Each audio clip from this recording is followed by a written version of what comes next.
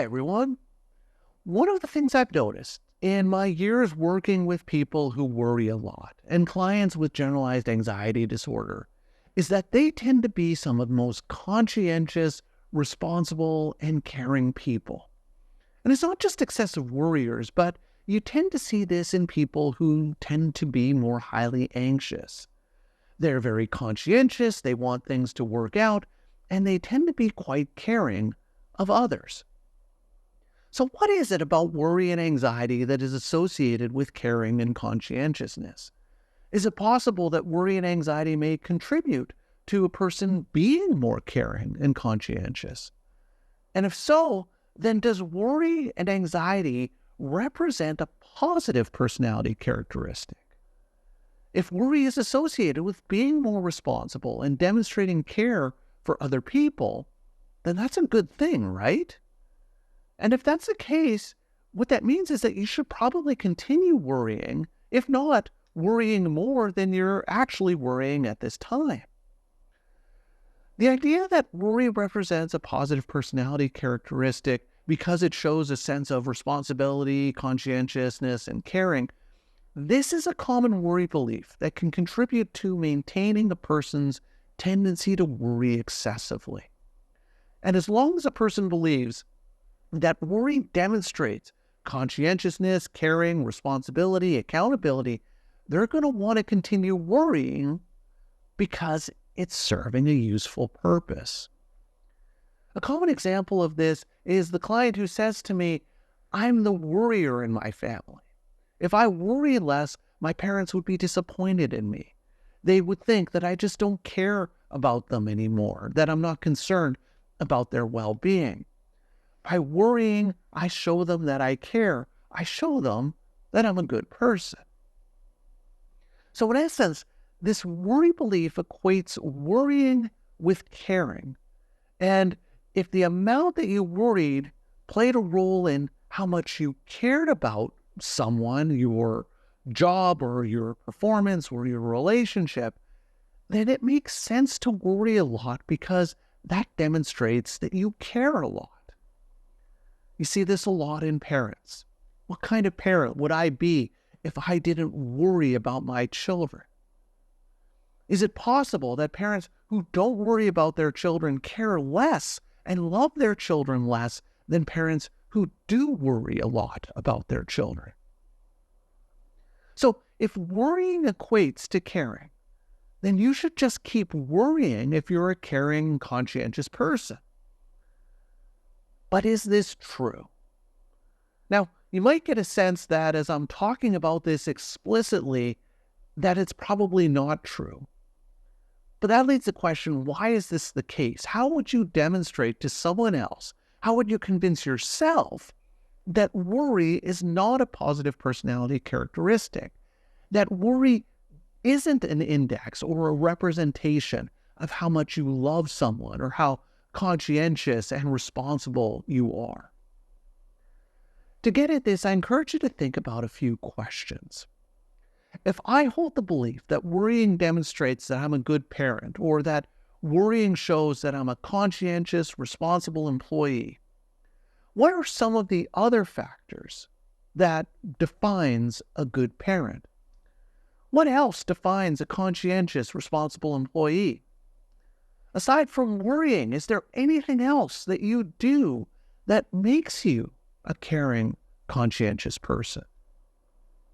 And typically when a person starts to think about this, they can recognize that there are a lot of things that they do, aside from worrying, that demonstrates that they are a caring parent. I help my children with their homework. I encourage them to try new things. I comfort them when they're sad or disappointed. I spend quality time with them. I sacrifice for my children. These behaviors have nothing to do with worrying, but more my engagement and my time spent with my children. Another question to ask is, do you know any good mothers who don't worry excessively about their children? Do you know any caring and conscientious friends who aren't excessively worrying all the time?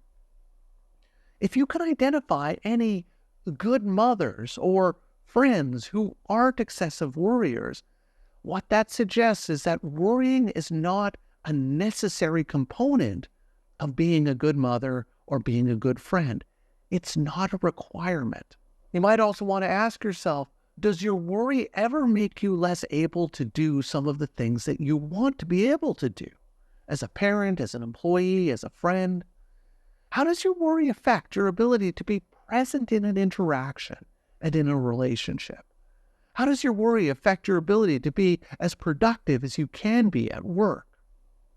Oftentimes, when people start to think about the impact that the worry has had on their relationships or their job performance, they can begin to see that the worry can actually interfere with some of the things that they do to be a good employee or to be a good parent.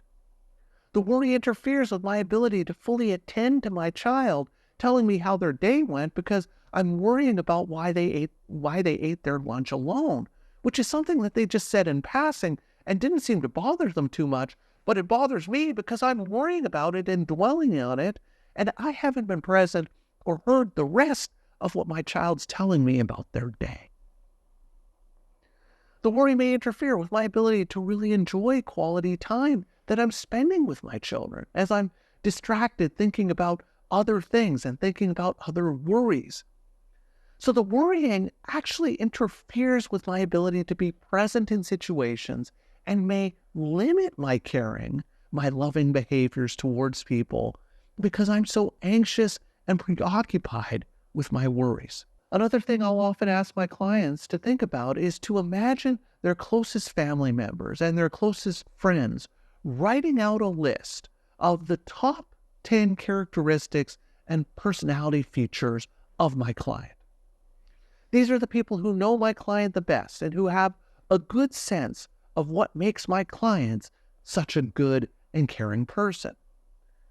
And then I ask the client, where do you think worries a lot is on that list of best personality characteristics?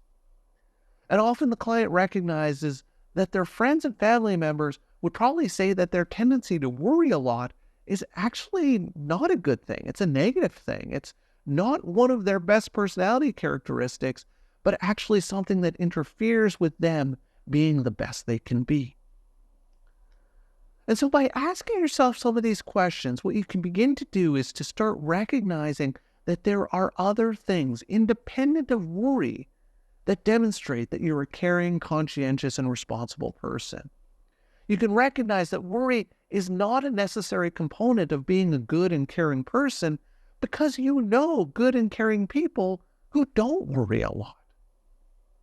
You can begin to recognize that the act of worrying interferes with you being the best version of yourself and being able to fully engage and fully connect with people that you're closest to. It interferes with your ability to perform to the best of your capabilities. You can begin to recognize that even though the worry tells you that worry makes you a caring, conscientious person, your friends and family and the people who are close to you, they probably see your tendency to worry as a negative thing. And by challenging this worry belief, by really examining this notion that worry is a positive personality trait or a characteristic, what you'll probably find that in a lot of ways, the worrying is actually holding you back from being as caring, conscientious, and responsible as you could potentially be. It's also important to note that worry is not a personality characteristic. There's no such thing as a worrying personality. Worry is a thought process. It's something that people learn to do and gets reinforced by negative beliefs and worry-promoting behaviors. But it's not something that a person is. It's not their personality any more than playing piano is a personality characteristic. And if you're interested in learning more about different types of worry beliefs that can often fuel generalized anxiety disorder and excessive worry, I'd encourage you to check out this video. So that's all for today's video. As always, thank you for watching all the way to the end of this video, and I will see you in the next one.